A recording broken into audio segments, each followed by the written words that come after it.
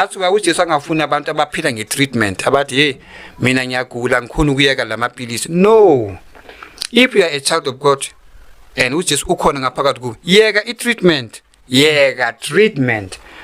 As long uphuza treatment, it is because you don't have faith in Jesus. Umnikeza 50%, amapilisi wanikeza 50%, 100. Uthi uJesu ngiyamthanda kodwa angeke ngiyeke amapilisi, that is 50-50. And uJesu akafuni ukuthi ahlanganiswe nezinye izinto. Ukuthi akafuni ukubheka uma uphuza amapilisi, phuza amapilisi.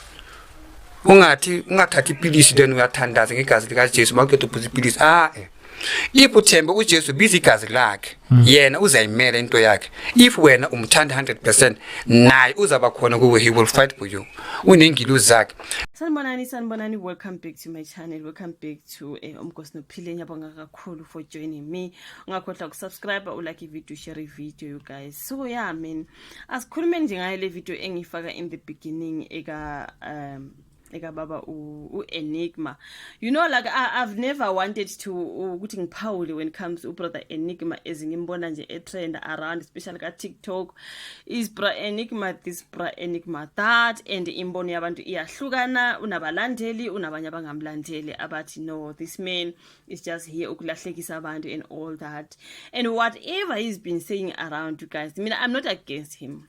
Amanye ama message wakhe ngiyawezwa nami, amanye angiwezwa. Engakusho mina ukuthi among all of these things that he have said ukuthi uNkulunkulu uJesu uthi amademoni athi uJesu uthi amademoni a1010. I believe ukuthi sonke siyesihogweni kunjalo, you guys. Sengiyabona abantu begxeka namasonto athile ukuthi hayi ngoba uBrother Enigma uthelela isonto li10 kuthiwa ke sizoyisihogweni ke kodwa nawe mangabe usagunda lawo makhathi thizeni ubungasondi lawo masonto kusho ukuthi nawe uzeyisihogweni ekugcineni akekho umuntu safe when it comes to UBrother Enigma. Honestly speaking, ngoba he touches a lot of things ekuphileni empilweni singabantu siphila. Engibona ukuthi mina kusho ukuthi akekho umuntu ozezulwini ukhona. According to what UBrother Enigma have been saying, ukhona yini oya ezulwini? Is either sonto lithile, is either udla kudla okuthile, is either ugeza ngansipho thizeni, is either like it's like everyone is going to hell. Indlela mina engibona ngakhona izindaba esiyo uBrother Enigma, and ngingasho ukuthi ngiyamgxeka for whatever the message that he is bringing.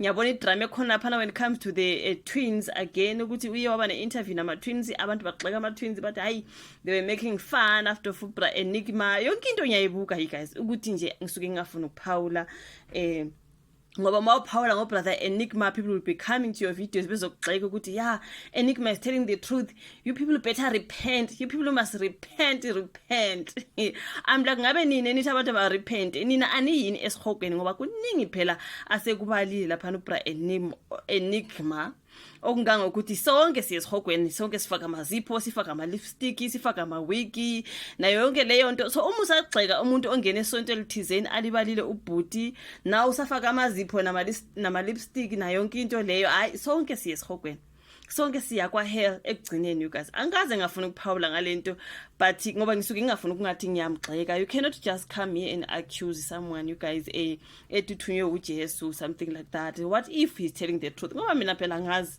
mhlambe nje ngempela ngivele uthunywe uNkulunkulu ukuthi akalethe umyalezo ebantwini, you know what I mean. Ukhona nami engivumelana nako, kukhona nami engingavumelana nako. Ngiyazi ukuthi uBrother Enigma usengene phakathi kwabantu abaningi, mhlambe abanye kade bengathi bayazwana, sewe wangena in the middle ngoba omunye akakholelwa kuEnigma, omunye siyakholelwa kuEnigma, sekukuningi.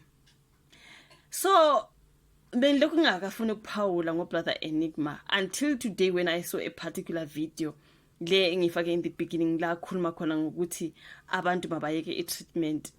Yabona lapho yabona today I was like namhlanje ngizophawula.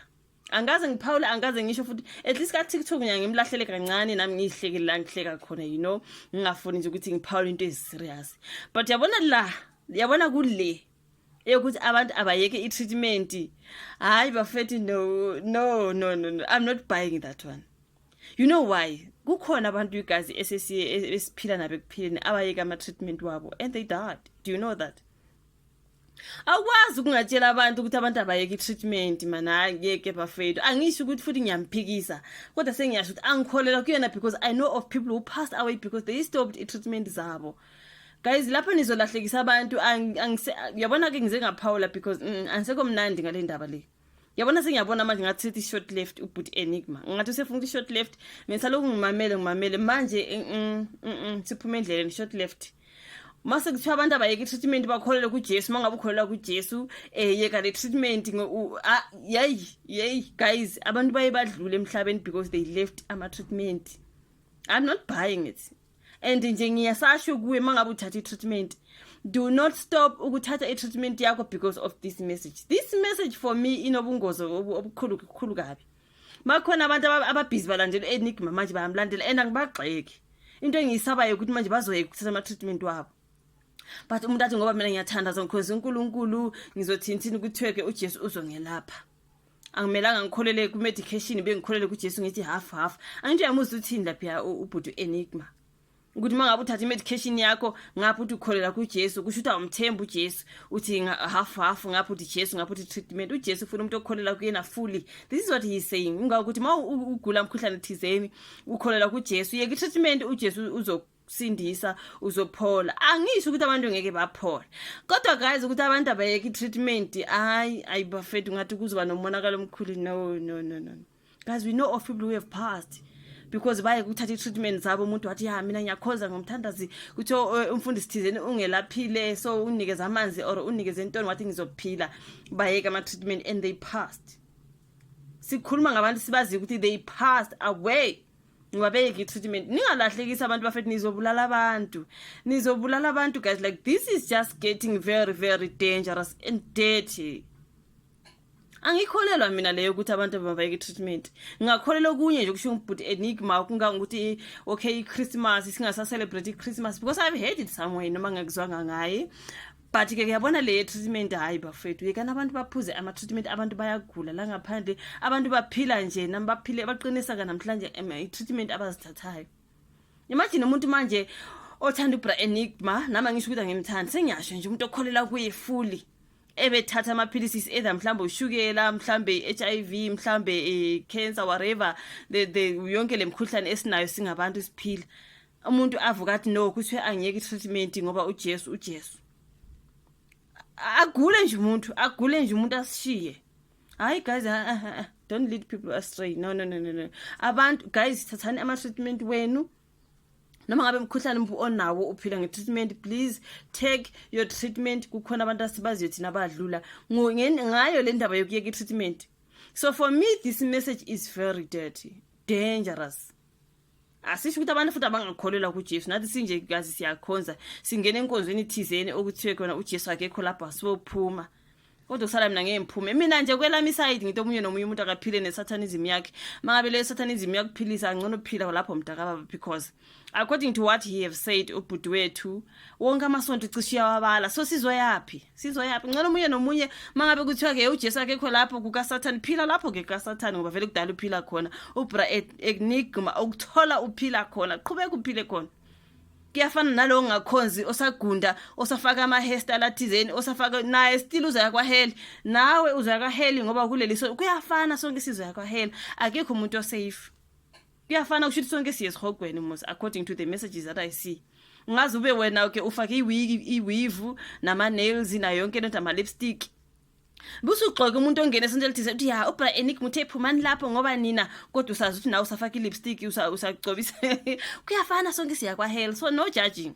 According to me sikukujajana asiyeke nje ukujajana at the end of the day kusho ukuthi sonke amademon azothini right guys bafethu no kodwa abantu abathatha i-treatment zabo no I don't buy that one. Asithatheni ama-treatment wethu mangabe uphila ngonomkhuhlane othile namhlanje usaqinile yileyo treatment ungalingi uyiyeke uthi ngoba uBrother Enigma uthe wena uJesu wantontoni ngoba uzoqala ugula soyekile leyo treatment uzothini mhlawumbe uzobe senyamele nokunyamalala la ka social media uBrother Enigma singasambona ukuthi azokusindisa ke manje ukuthi usuyagula ke manje ngoba wena ukuyekisa i-treatment ngoba nani nathanda ukumamela izinto la ka social media ngibuye nizilandele. Guys, take your treatments please. This message for me is just very very dangerous nje ngoba ngiyazi abantu abadlula ngokuyeka i-treatment please ngisacela ukuthi omunye nomunye athathe i-treatment yakhe ayikho le ndaba. Sonke abantu siyathanda siguqa ngedolo sithandaze kodwa uma ngabe ugula umkhuhlane othile ukhona medication oyithathayo uzoba ngcono uzophila le nje ukuthi abantu bayeke i-treatment. Mntakababa anginalutho against uBro Enigma ngoba nyangisihlekele okunye ngiyakukholela nami ngibuke ngithi hey kodwa yazi uqinisile yawo no kodwa le treatment angivumelani nayo tu asigwinyeni nje amaphilisi mangabe siyagula noma iphilisi landlelo uyazazi ukuthi ugulani continue taking that treatment ungazi ulandela izinto ongazazi mntakababa sasuvuka usenkingeni. Take your treatment and be well. Ngiyabonga kakhulu for watching this particular video. Ulike, usubscribe, ushare futhi bese siyabonana kwenye landelayo. Bye.